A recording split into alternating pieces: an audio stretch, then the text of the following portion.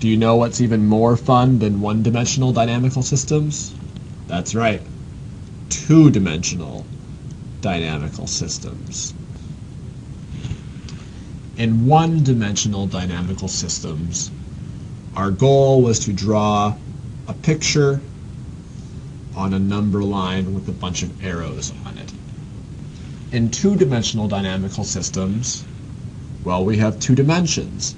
So our picture will be a plane, a bunch of arrows on a plane. So one axis will correspond to the first dimension of our dynamical system, and the second axis will correspond to the second dimension of the dynamical system. And we'd like to figure out where all the arrows are going in the system in this phase plane so that we can get a qualitative understanding for how the system. Let's go through an example. Since we have two dimensions, we have two differential equations. We'll have one equation for dx dt, the time derivative of x, and we'll have another equation for dy dt, the time derivative of y. And each of these can be a function of both x and y.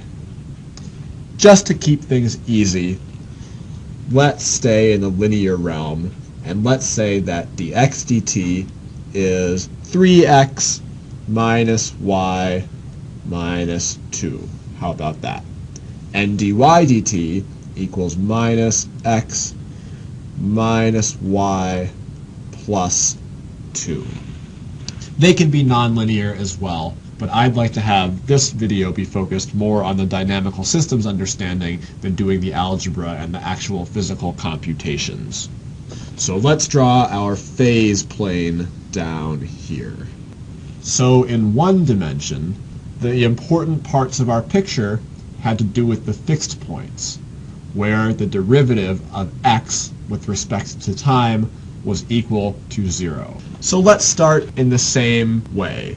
Let's find all the places where dx dt equals 0. dx dt equals 0 gives us 0 equals 3x minus y minus 2. So this is actually not just the equation for 1 or 2 or 3 points. This is the equation for an entire curve, in this case a line. So if we solve this equation, we have y equals 3x minus 2. So everywhere along this line, dx dt is equal to 0. So let's draw that line on our graph. Well, the y-intercept is at minus 2, and for every 1 we go over, we go up 3. So let's draw that line. This is the line where dx dt is equal to 0.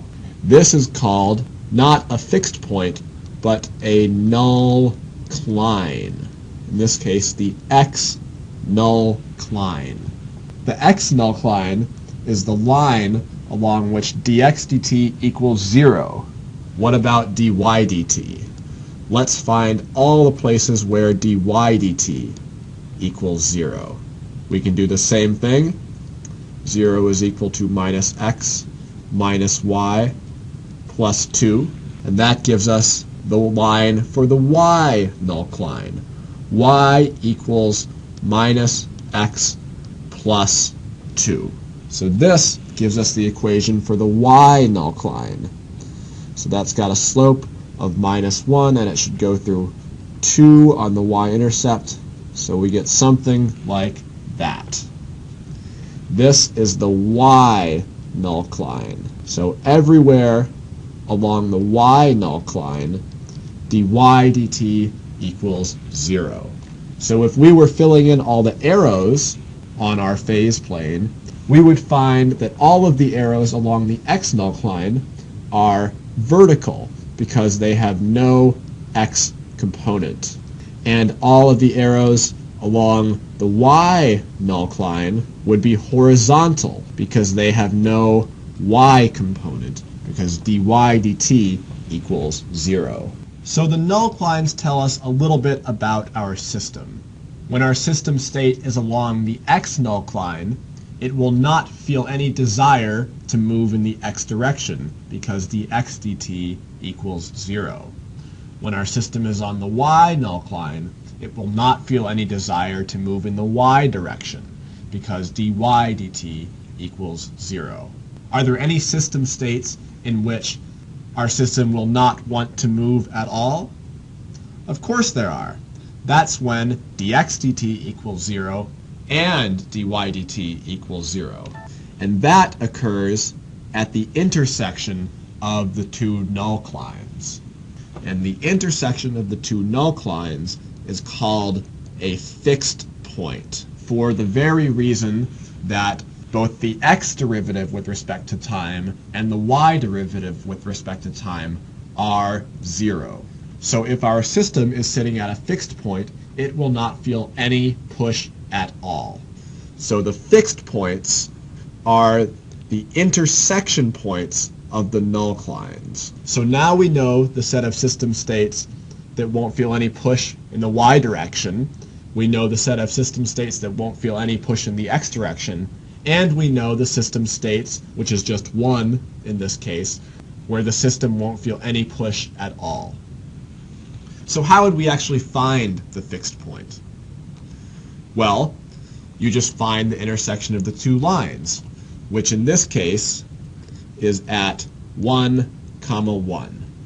So if you plug 1, 1 into the first equation for the x nullcline, you get 3 times 1 minus 2 equals 1. So that works.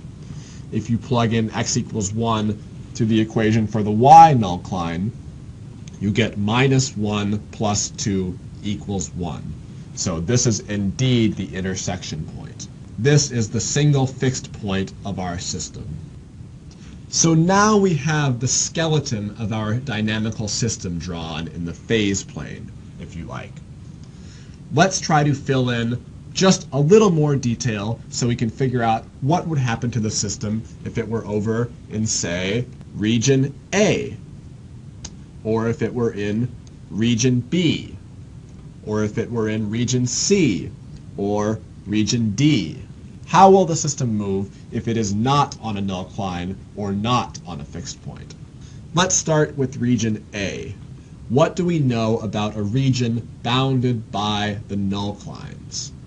We know that the sign of the x derivative, dx dt, cannot change as long as you are in that region. And that is because in order for the sign to change, you would have to cross the x nullcline. You also know that the sign of the y derivative with respect to time cannot change because you are not allowed to cross the y nullcline if you are forced to stay in region A.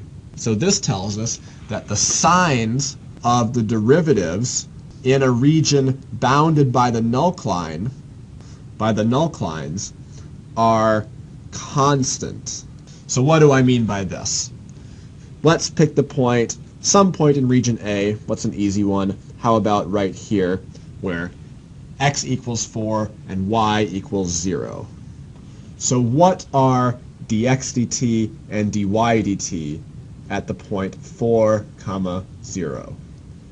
Well, dx dt is 3 times 4 minus 0 minus 2. That's 10.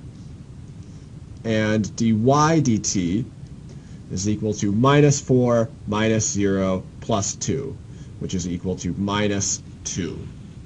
So our arrow will go 10 over, maybe 10 meters per second or 10 units per second over, and 2 units per second down. So maybe something like that. Now here's what we know. We know that everywhere in region A, the sign of the x derivative is positive, and the sign of the y derivative with respect to time is negative. So everywhere in region A, our arrows point down and to the right.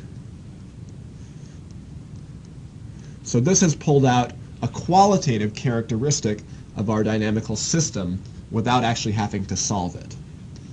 What about B?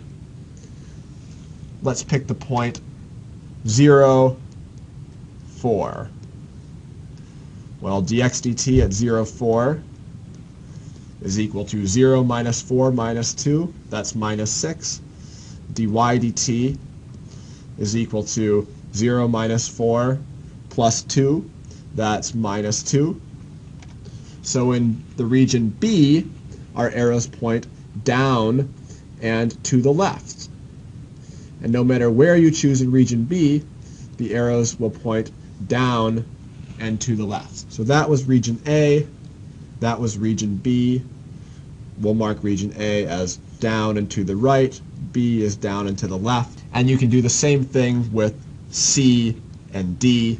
And if you just pick a point in C and D, you will find that all the arrows in C point up and to the left, and all of the arrows in D point up and to the right.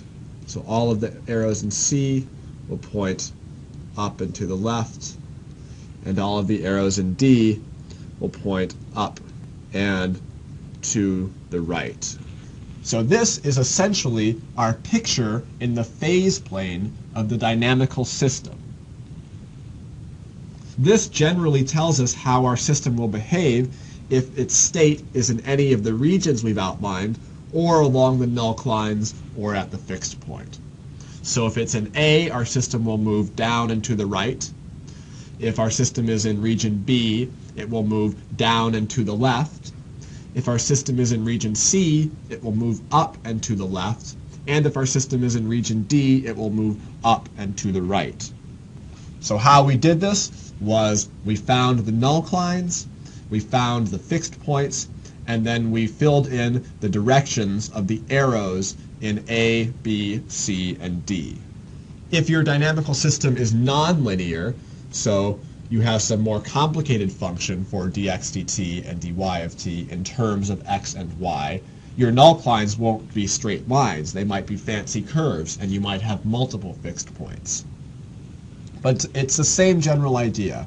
Find the null lines by setting each derivative independently to 0, find where they intersect to get the fixed point, and then figure out the dynamics in each region bounded by the null lines. That's the whole idea behind dynamical systems theory.